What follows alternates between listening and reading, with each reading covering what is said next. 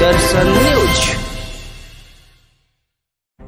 महाराजगंज लोकसभा चुनाव क्षेत्र सहित पूरे देश में अब की बार महागठबंधन के पक्ष में लहर चल रही है। एक महीने से लगातार चुनाव प्रचार कर रहे पूर्व मंत्री प्रोफेसर रविंद्रनाथ मिश्रा के सुपुत्र व युवा कांग्रेस नेता राहुल मिश्रा ने शनिवार को मांझी में पत्रकारों से बातचीत के दौरान कही।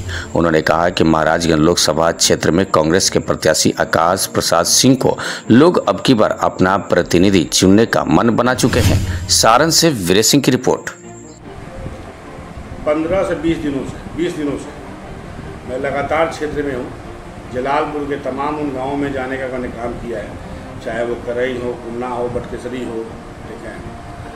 बनियापुर के जो 3 पंचायत हमारे मांझी विधानसभा में ऐड हुए हैं, उन तीनों विधानसभाओं में मानिकपुरा हो, ठीक है। उसके अलावा ढिकमा के मोहम्मदपुर, मैंने तमाम उन गाँवों में, ठीक है, जहाँ तक मैं जा सकता हूँ, मतलब ताजपुर, मटियार, कोहड़ा, नसीरा, ठीक है, आपका क्या कहते हैं बटकेसरी, और वहाँ बेतवनिया है, ठीक है। इसके अलावा आप इनायतपुर है, ठीक है। तमाम गांव का नाम तो मैं आपके सामने अभी तुरंत नहीं बोल सकता हूँ, लेकिन जहाँ तक मैंने संभव हुआ इन 20 दिनों में प्रतिदिन 15 से 20 गाँवों का दौरा मैं करता हूँ 2 से 3 गाड़ियों के साथ, और हर जगह से एक ही आवाज़ उठ रही है, ठीक है। इस बार बदलाव है, और ये बदलाव आकाश सिंह के लिए है और कांग्रेस के लिए है। रही बात मेरी, तो मेरा एकमात्र उद्देश्य है कि पहले मंदिर को बचाया जाए, पहले कांग्रेस को बचाया जाए और समाज के हर वर्ग से जुड़ा जाए, और जुड़ने के बाद उनका जो आशीर्वाद प्राप्त होगा वो निर्णय लेगा कि मेरे भविष्य का क्या होगा। फिलहाल मेरा एक ही उद्देश्य है कि हर उस वर्ग के पास पहुंच जाना, उनसे आशीर्वाद प्राप्त करना और इंडिया गठबंधन समर्थित प्रत्याशी आकाश प्रसाद सिंह को विजयी बना के महाराजगंज से, ठीक है, भारी मतों से विजयी बना के उनको लोकसभा भेज देना है। मैं महाराजगंज के ही प्रखंडों में जाने का मैंने काम किया है। Thank you. इंडिया महागठबंधन के कांग्रेस के अच्छे नेता हैं, तो आपको क्या लगता है कि क्षेत्र में क्या चल रहा है? एक चीज़ सीधा सीधी आप ये बात समझ लीजिए कि जनसंपर्क करने के दौरान जिस भी जमात में जाइए, जिस भी गांव में जाइए आप, और किसी भी बिरादरी में जाइए, हर वर्ग के लोग सिग्रीवाल जी से खफा हैं।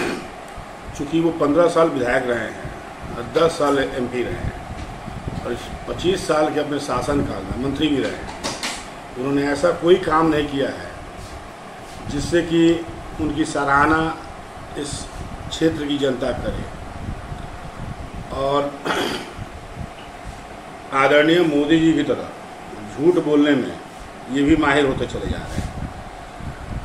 आपने अगर काम किया है और 10 साल MP हैं और आपने काम किया है, तो आपको जनता के पास सिर्फ हाथ जोड़ने और आशीर्वाद मांगने जाना चाहिए था, वोट मांगने नहीं जाना चाहिए।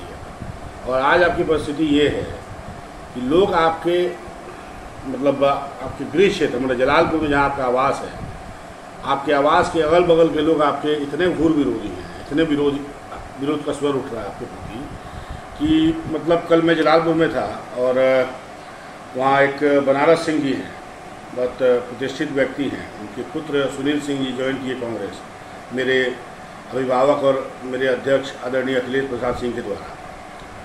और वहाँ रामेश्वर सिंह जी मुखिया हैं जलालपुर में, और उन्होंने जिस तरह की बातें रखी वहाँ पे, वो सुन के मैं हतप्रभ हूँ कि एक सांसद किसी की गाड़ी लेके और गुजरात भेज देता है अपने बेटे के पास, और FIR के जरिए उसको बुलाया जाता है उस गाड़ी को, और SP यहाँ DSP को शायद प्रमोट करते हैं कि जाकर गाड़ी लेके आइए। तो इस तरह के MP जो दूसरे की गाड़ी लेके और चाहे एक तरह से क्या रैंसम ही ले रहे हैं ना, गुंडागर्दी टैक्स ले रहे हैं, और उसके बावजूद देश क्षेत्र की जनता के लिए कोई काम नहीं है। उनके पास चले जाइए तो इस मामले में आपका आचरण का निर्धारण करते हैं कि आप मुझे वोट दिए हैं और नहीं दिए हैं।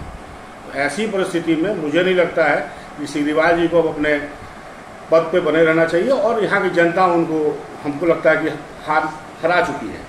आकाश यहाँ से भारी बहुमत से चुनाव जीत रहे हैं। और हर वर्ग के लोग आकाश सिंह को, मैं ये नहीं कह रहा हूँ कि सिर्फ ब्राह्मण वर्ग या बैकवर्ड वर्ग या यादव वर्ग या मुसलमान वर्ग, क्षत्रिय वर्ग का भी 30 से 35% वोट जो है वो मेरे प्यारे भाई आकाश सिंह को प्राप्त हो रहा है। इसमें कहीं से कोई शक नहीं है।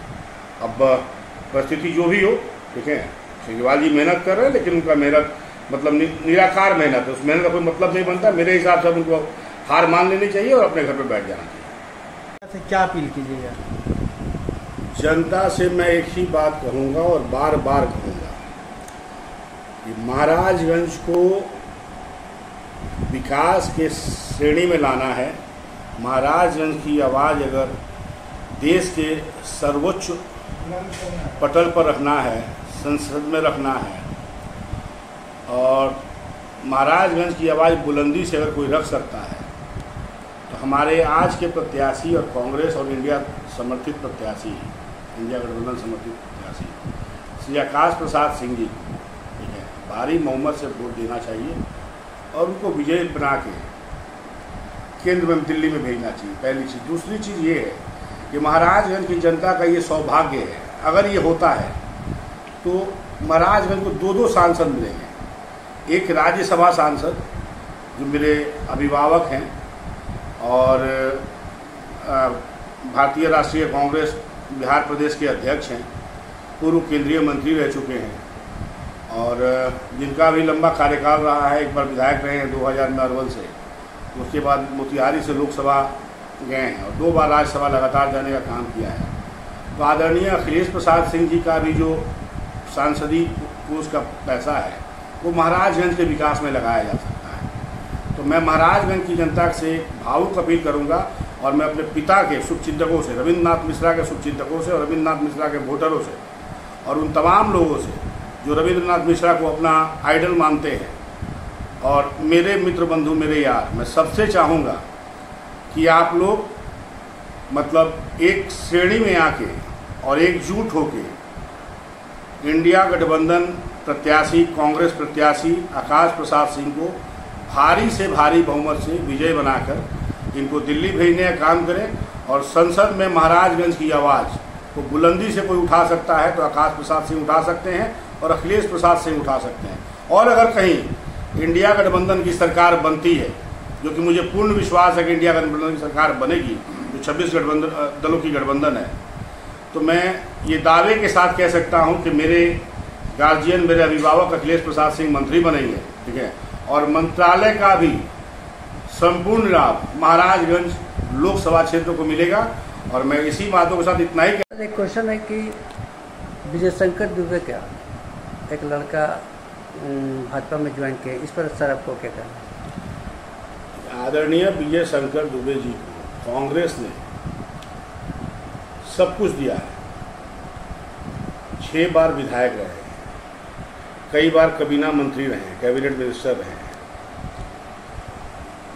मेरे पिता के भी नेता आदरणीय विजय शंकर दुबे जी रहे हैं और मैं तो राजनीति का गहरा पढ़ रहा हूँ अभी और मैं बहुत छोटा कार्यकर्ता हूँ, उनके बारे में बहुत कुछ मैं नहीं बोल सकता। लेकिन कांग्रेस के इस विषम परिस्थिति में कांग्रेस जहाँ आज खड़ी है और जो लड़ाई लड़ रही है इस भारत के लिए, संविधान के लिए, संविधान की रक्षा के लिए, तो इस विषम परिस्थिति में विजय शंकर दुबे जी को इस तरह का निराशावादी विचार नहीं रखना चाहिए था। और मेरे हिसाब से अगर वो तरीके से कांग्रेस ने उन्हें सब कुछ दिया है, मान दिया है, सम्मान दिया है, प्रतिष्ठा दिया है, हर वो चीज़ वो कांग्रेस से उनको मिला है, और आज अगर उनको एक टिकट नहीं मिला और इस परिस्थिति में अगर कांग्रेस का विरोध कर रहे हैं और विरोध करने के दरमियान उनके पुत्र सत्यम जी भाजपा ज्वाइन किए हैं। अब खैर ये उनका सत्यम जी का निजी मामला हो सकता है, मैं नहीं कहूँगा कि विजय शंकर दुबे जी ने नहीं कहा है, सत्यम जी का निजी मामला हो सकता है, लेकिन आदरणीय विजय शंकर दुबे से मैं ये जरूर कहना चाहूँगा, पिता तुल्य है मेरे पिता के नेता हैं वो, और मैं चाहूँगा कि आज से भी अगर वो कांग्रेस के लिए अपना कीमती वक्त और अपने लोगों का साथ, समर्थन कांग्रेस को प्राप्त करवाएं अगर, तो मेरे दृष्टिकोण से एक अपना वो उच्च और श्रेष्ठ कोटि का प्रमाण प्रयुक्त करेंगे कांग्रेस के लिए और इस देश के लिए। बस मैं इतना ही चाहता हूँ। क्या नाम है सर आपका? मेरा नाम राहुल मिश्रा हुआ। मेरे पिताजी रविंद्रनाथ मिश्रा और बिहार सरकार में मंत्री रह चुके हैं, और आप लोग वाकिफ़ हैं मेरे पिताजी के नाम से, क्योंकि हो सकता है मुझसे कम वाकिफ़ होंगे, क्योंकि मैंने अभी शुरुआत की है, तो बस वही है। Thank you.